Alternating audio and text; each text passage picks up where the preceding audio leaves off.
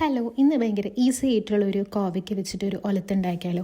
ഞാൻ കോവയ്ക്ക് ഓൾറെഡി ഞാൻ അരിഞ്ഞ് വെച്ചിട്ടുണ്ട്. ഇതിൻ്റെ ഉള്ളിലേക്ക് നമ്മൾക്ക് ഒരു സ്പൂണോളം, ഇതിപ്പോൾ ഒരു അരക്കിലോ ഉണ്ടെന്ന് തോന്നണം കേട്ടോ, ഉപ്പിട്ട് കൊടുക്കുക, ഒരു അര സ്പൂൺ മഞ്ഞൾപ്പൊടി ഇട്ട് കൊടുക്കുക, ഒരു സ്പൂൺ മുളക് പൊടി ഇട്ട് കൊടുക്കുക.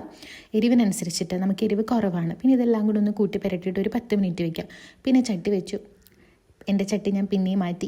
അതിൻ്റെ ഉള്ളിലേക്ക് കുറച്ച് വെളിച്ചെണ്ണ ഒഴിച്ചു. അപ്പോൾ അതിൽ വെളിച്ചെണ്ണ തീർന്നുകൊണ്ട് നമ്മൾ പുതിയ കുപ്പിയിലേക്ക് കൂടെ കുറച്ചും കൂടി വെളിച്ചെണ്ണ അതിൻ്റെ ഉള്ളിലേക്ക് ഇട്ടു. കുറച്ച് കടുക് ഇട്ടിട്ട് പൊട്ടിക്കുക.